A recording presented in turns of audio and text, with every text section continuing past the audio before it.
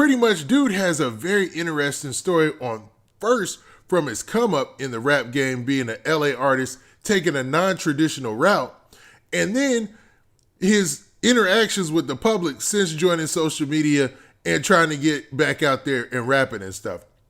Dude has had some weird run-ins with his social media fan base, and he's actually, man, ticked off a couple of people because of his interviews. One of those people specifically being none other than Soulja Boy. Now, for those of you who don't know, man, Soulja Boy also used to call himself Big Drakeo. I think he still calls himself Big Drakeo. Now, Drakeo the Ruler, I think he took an issue to that. Now, before we get into all the specifics, do me a favor. Make sure you hit that like button. Make sure you hit that subscribe button. And, man, let's get it. Okay, so Drakeo the Ruler, man, just got freed this year, man. Like, it was only a couple of months ago.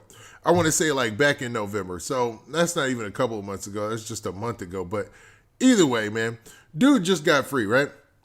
He had a very interesting case, man. Now, Drakeo the Ruler, he had it hard either way. Now, I can't say he had it hard because he's fairly successful, especially in the hip hop scene in Los Angeles. Like, dude is really taking over, like, as far as California.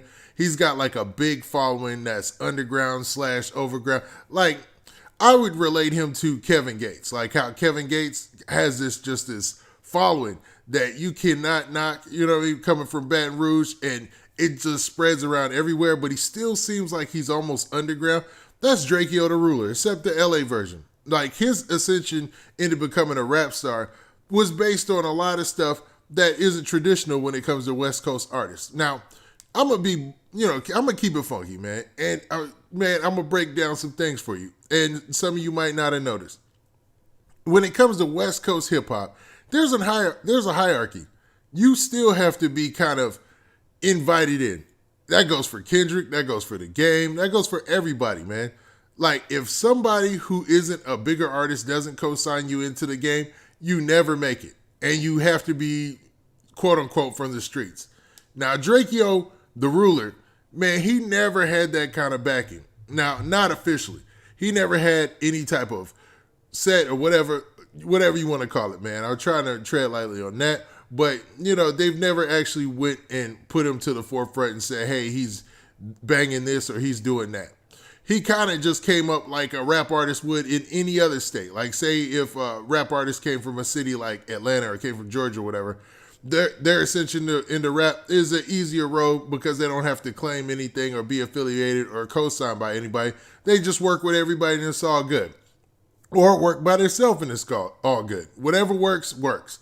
Well, on the West Coast, man, it's not that type of thing. If you notice, they still got this old guard who just, gatekeepers pretty much, who let people into the rap game if they can. You got to be co-signed by this rapper or that rapper. I'm not going to name anybody specifically, but if you really look at West Coast hip hop or most of the West Coast artists, you'll see exactly what it is, man.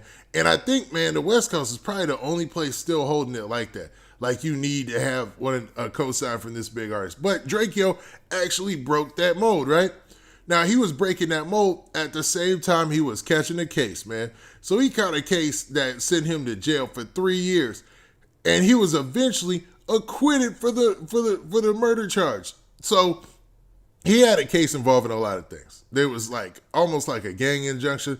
And it was basically saying that him and his rap group were a gang. And he was like, nah, man, I don't claim no gang. I ain't with that. And, man, it was an ongoing battle. And a lot of people have been fighting for him on his side in the media because his being in jail seemed like a weird situation, man. I mean, he was literally in jail for 3 years and ended up having to take a plea just to get out. And he was, basically acquitted of the murder or any wrongdoing. Now, it's kind of weird because, in the state of California, if you're in a gang or you're a known gang member, and he basically went on record saying he wasn't. He was always claiming that he was not a gang member. But they were saying the Stink Team, his team, if you're a known gang member and Stink Team is a team, is a gang, then, there's different injunctions that they can use against you. And he was caught in this weird loophole. It is an interesting story and a very interesting read. They even have a story about it on NPR and places like that. But dude came out and he started doing interviews. First, a video leaked of him talking to somebody on social media, and a lot of people have some speculations about that. I'm not going to delve into that, but he went on this media tour basically based off of that situation, of him getting released from jail, and then that video going viral. And then he talked to a couple of different news organizations. He talked to No Jumper, he talked to Vlad TV, and man, Vlad asked him specifically about, his stay in jail and how it was and how bad he was treated. And, he kept it G. I'm going to keep it funky. He kept it G. He was like, man, he got into some fights or whatnot. He went general population, I guess they call it or whatever. I'm not for sure on that stuff. I mean, I understand the concept, but I ain't never myself been locked up or anything like that. But he said they went general population or whatever. And he also mentioned Soulja Boy. He said he's seen Soulja Boy in the jail.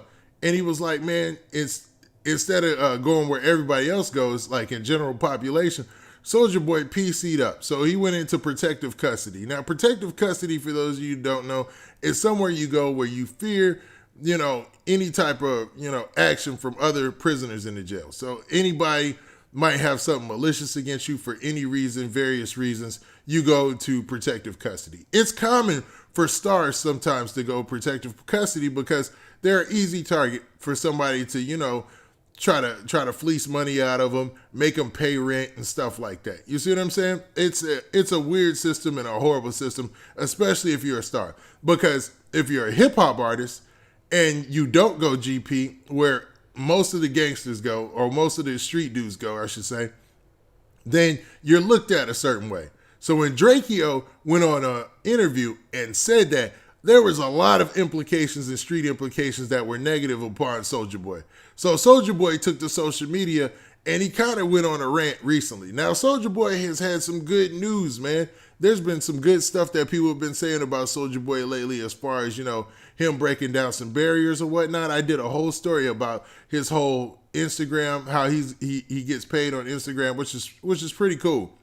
But then, man, this story broke and a lot of people started talking about this and it started to overshadow the good things again.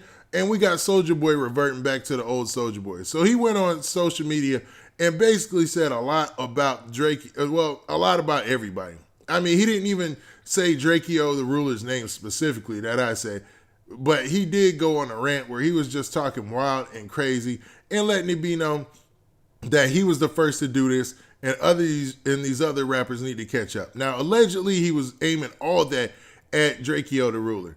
Now, Drakeo the Ruler has yet to respond to that, but it seems like he's just trying to get back into action as far as being a rap star and make sure that he can make this next run count just as big as his first run in the game. Now, what do you guys think, man? Do you think that Soulja Boy and Drakeo are in a real beef? Because, Drakeo has taken shots at Soulja Boy before with little snippets talking about, he's the real Draco, he's the real Drakeo or whatever, and there is no such thing as Big Draco, you know what I mean? But is Drakeo the Ruler, and Soulja Boy really in the beef, or is this just all surface level stuff that can be killed behind the scenes? Now with that, this been your boy Big Man. Please hit that like button, please hit that subscribe button, and make sure you hit that notification bell so you get a notification every time I drop this hot content.